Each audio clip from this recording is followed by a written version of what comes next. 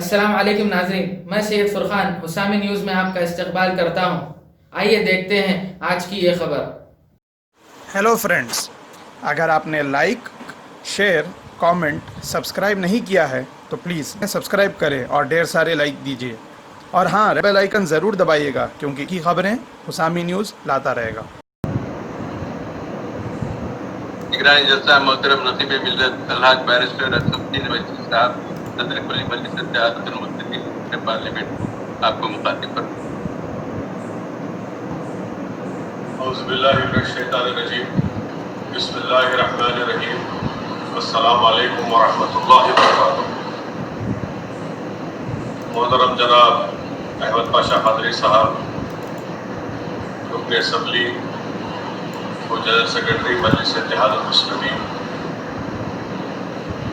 برادرم مولانا صوفی صاحب، ظہیر الدین صوفی صاحب، معزز حاضرین اکرام، بزرگان ملت، میری عزت دار ہم عوامی سطح پر اس جلسے کو نہیں کر سکتے، تو اس لیے انٹرنیٹ بلکہ ویبینار کہیے، اس کے ذریعے سے آج کا یہ جلسے شہادت امام حسین منعقد کیا جا رہا ہے۔ عزیزان ملت، میری عزت دار ماں اور بہنوں، اس ماہ مقدس کا پہلا عشرہ عالم اسلام کو جانثاری اور اسلام کی سربلندی کے لیے اپنی جان کو اللہ کی راہ میں قربان کرنے کا درس دیتا۔ اس ماہ مبارک کی سب سے بڑی خصوصیت یہ بھی ہے کہ ماہ محرم میں عاشوراء کے دن حضرت آدم علیہ السلام کی توبہ قبول ہوئی۔ عاشوراء کے دن حضرت نوح علیہ السلام کی کشتی کو قرار ملا۔ روایتوں میں آیا کہ عاشوراء کے دن ہی حضرت یونس علیہ السلام مچھلی کے پیٹ سے عاشوراء کے دن ہی باہر تشریف لائے، اور عاشوراء کے دن دیگر آسمانی مذاہب چاہے وہ نصرانی ہو یہودیت ہو، ان کے لیے بھی بڑا دن تھا۔ جب اللہ کے رسول صلی اللہ علیہ وسلم ہجرت کر کے مدینہ شریف کو تشریف لائے، اللہ کے رسول صلی اللہ علیہ وسلم نے دیکھا کہ یہودی عاشوراء کے دن روزہ رکھتے، اور دریافت کرنے پر معلوم ہوا کہ وہ اس لیے روزہ رکھتے کہ اللہ سبحانہ و تعالیٰ نے حضرت موسیٰ علیہ السلام کی بات کو قبول کیا۔ تو رسول اللہ صلی اللہ علیہ وسلم رحمۃ للعالمین نے ارشاد فرمایا کہ موسیٰ علیہ السلام پر زیادہ حق ہمارا ہے، اور ہم 9 محرم کو روزہ رکھیں گے۔ علماء کرام نے یہ بتایا کہ جب اللہ کے رسول صلی اللہ علیہ وسلم نے ارشاد فرمایا، اس وقت تک رمضان کے روزے فرض نہیں ہوئے تھے، تو پہلے 9 محرم کا روزہ فرض ہوا، پھر رمضان کے روزوں کی فرضیت کے حکم آنے کے بعد 9 محرم کے روزے کو نفل روزہ قرار دیا گیا، اور رسول اللہ صلی اللہ علیہ وسلم نے ارشاد فرمایا کہ آپ نے تمنا فرمائی کہ 9 اور 10 کو ہم روزہ رکھیں گے۔ اسی لیے اللہ کے رسول صلی اللہ علیہ وسلم نے حدیث شریف میں ارشاد فرمایا کہ جو لوگ 9 اور 10 محرم کو روزہ رکھتے ہیں، اللہ سبحانہ و تعالیٰ حدیث شریف میں آیا کہ ان کے 1 سال کے گناہ معاف کر دیتا ہے۔ علماء کرام نے ہم تمام کو یہ بھی بتایا اور سمجھایا کہ جو لوگ عرفہ کے دن روزہ رکھتے ہیں، حدیث شریف میں آیا رسول اللہ صلی اللہ علیہ وسلم نے فرمایا کہ ان کے 2 سال کے گناہ معاف کر دیے جاتے ہیں۔ عاشوراء کے دن اور پھر 9 اور 10 یا 10 یا 11 کو روزہ رکھتے ہیں تو 1 سال کے گناہ معاف ہوتے ہیں۔ علماء کرام نے فرمایا کہ یوم عرفہ کو نسبت ہے محمد مصطفیٰ صلی اللہ علیہ وسلم سے، اور عاشوراء کو نسبت ہے حضرت موسیٰ علیہ السلام سے۔ بہرحال عزیزان ملت، 10 محرم ہمیں اہل بیت کی سیرت کی طرف دعوت و فکر بھی دیتا ہے، اور ترمذی شریف میں حضرت ابو سعید خدری رضی اللہ تعالیٰ عنہ سے روایت ہے کہ آپ بتاتے ہیں کہ اہل بیت کون ہے۔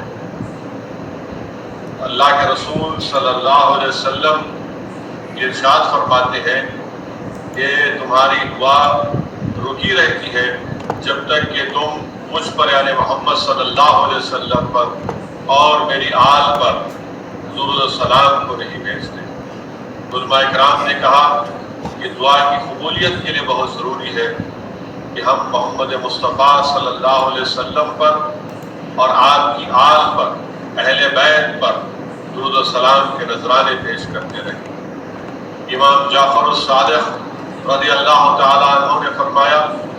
کہ اللہ سبحانہ و تعالیٰ قرآن میں فرماتا ہے کہ وَاعْتَصِمُوا بِحَبْلِ اللَّهِ جَمِيعًا وَلَا تَفَرَّقُوا، جس کا ترجمہ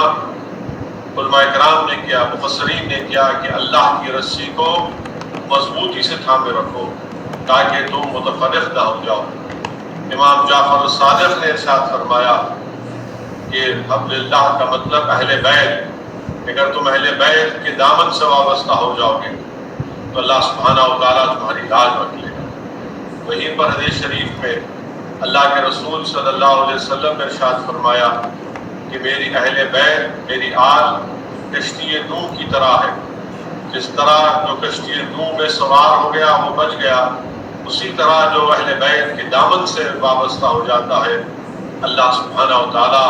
اس پر رحم اور کرم کرتا ہے، اللہ اس کو بچا لیتا ہے جہنم کی آگ سے۔ وہیں پر دارمی شریف کے حدیث ہے کہ اللہ کے رسول صلی اللہ علیہ وسلم نے ارشاد فرمایا کہ میں نے اپنی بیٹی کا نام فاطمہ اس لیے رکھا تاکہ اس سے محبت کرنے والوں کو اللہ جہنم کی آگ سے بچائے گا۔ تو معلوم ہوا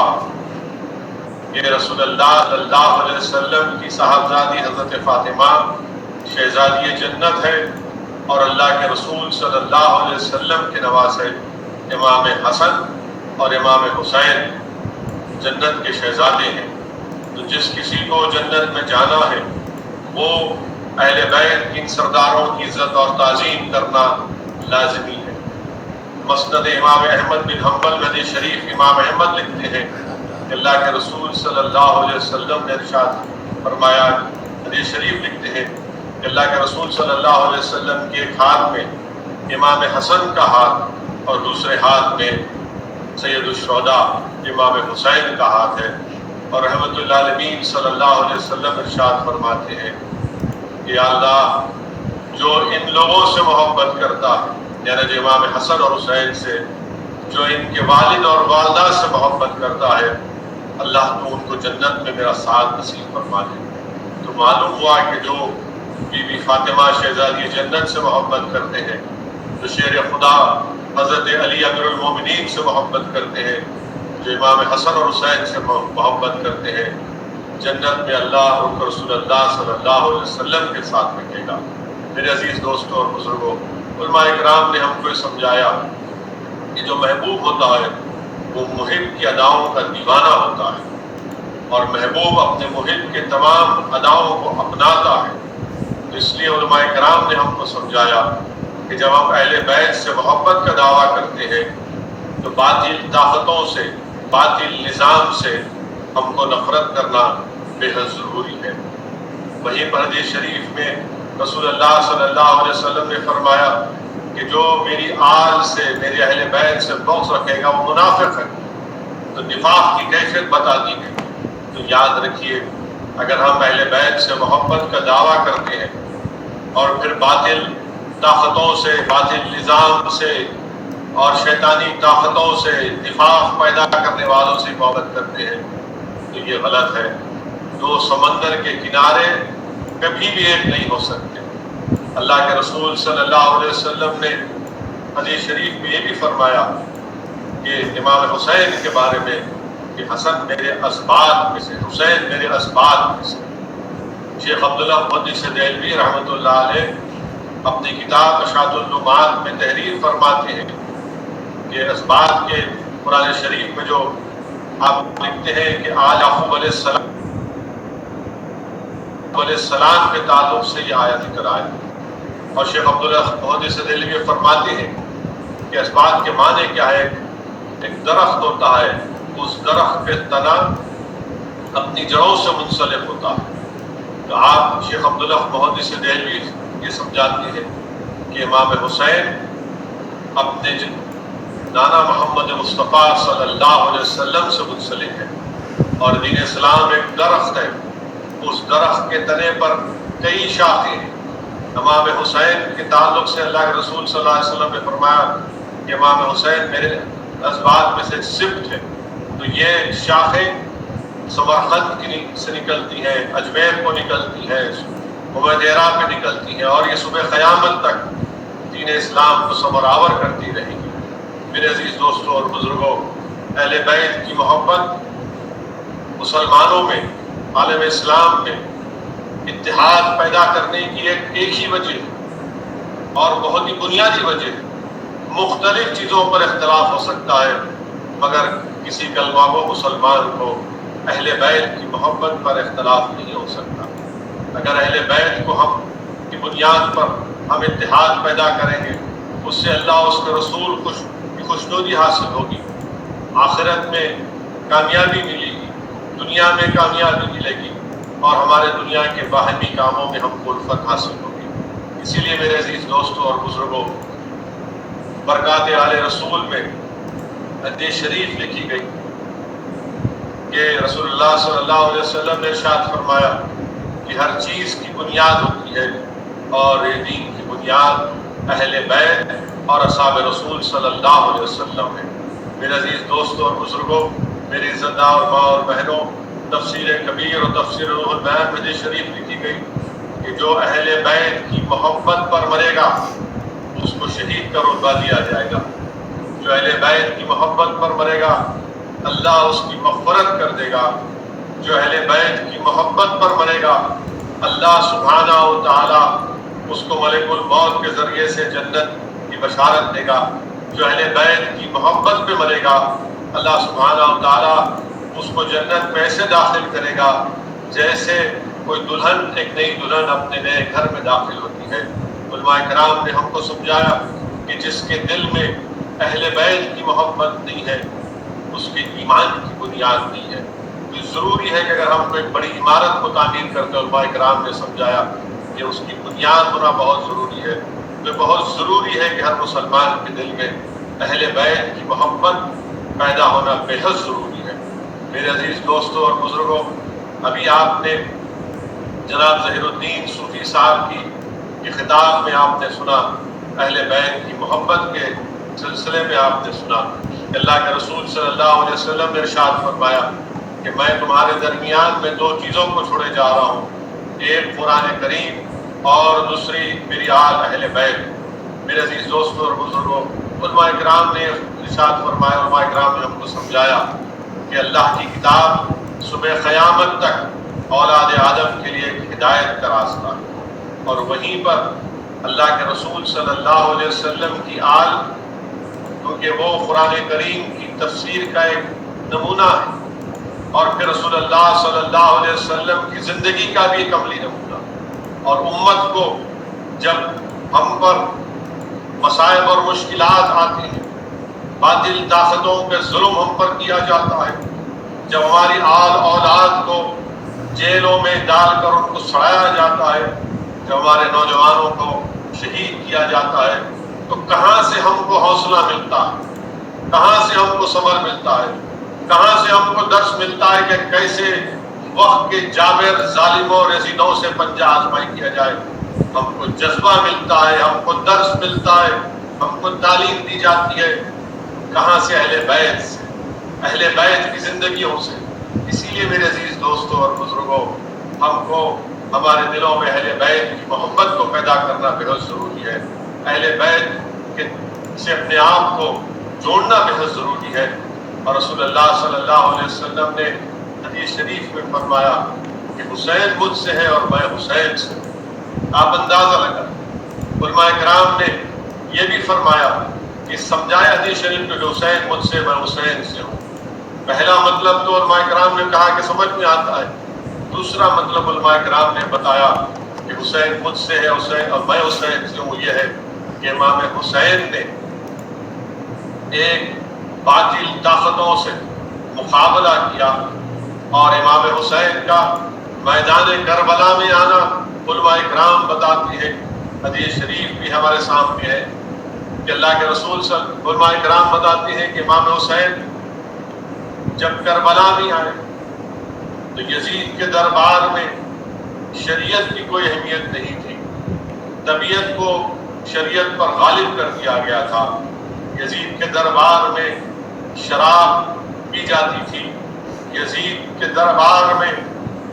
جانوروں کا، کتوں کا، بندروں کا ناچ ہوتا تھا۔ اسلامی نظام کی یزید کے دربار میں کوئی حیثیت نہیں تھی، اور علماء کرام نے فرمایا کہ امام حسین کا یزید اور کربلا کے میدان میں آنا، اللہ سبحانہ و تعالیٰ علماء کرام نے ہم کو سمجھایا کہ جب فرعون تھا، نمرود تھا، تو اللہ نے حضرت ابراہیم علیہ السلام کو اور حضرت موسیٰ علیہ السلام کو اللہ نے طاقت دی، اور وہیں پر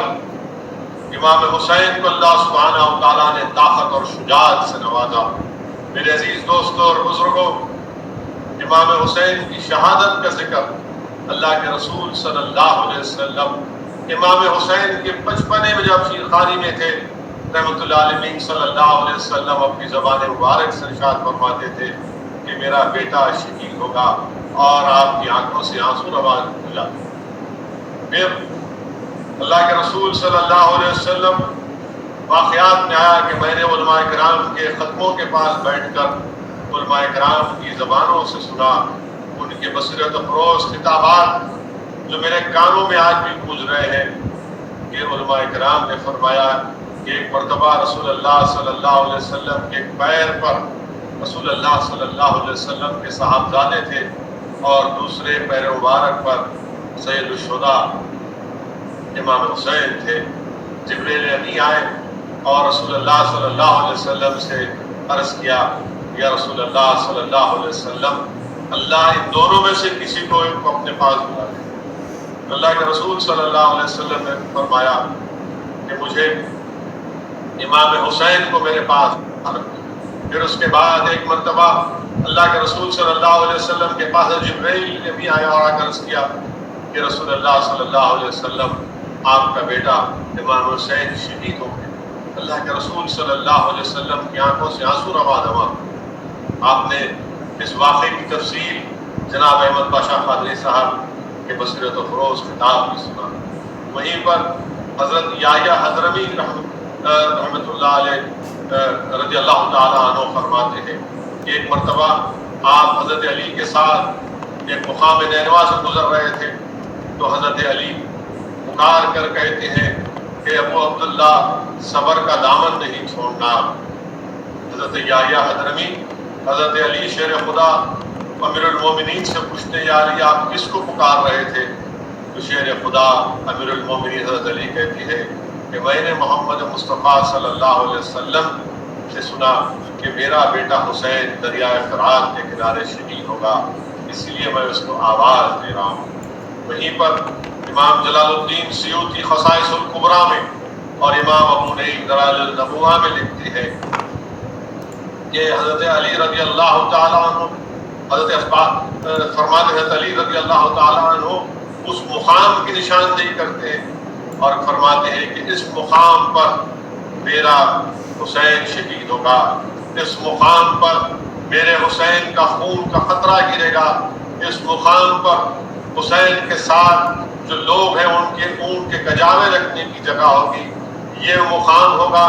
جہاں پر آل رسول آل محمد صلی اللہ علیہ وسلم کے جوان شہید ہوں گے۔ حضرت علی یہ بھی فرماتے ہیں کہ زمین و آسمان اس دن روئے گی، اور یہ تمام کے تمام بغیر حساب کتاب کی جنت میں جائیں گے۔ علماء اکرام نے ہم کو یہ پیغام دیا، سمجھایا کہ رسول اللہ صلی اللہ علیہ وسلم نے ارشاد فرما دیا کہ میرا بیٹا حسین شہید ہوگا۔ شیر خدا حضرت علی ارشاد فرمائے کہ میرے امام حسین کی شہادت کی جگہ تک آپ نے اس کی نشاندہی کر دی۔ میرے عزیز دوستوں اور بزرگوں،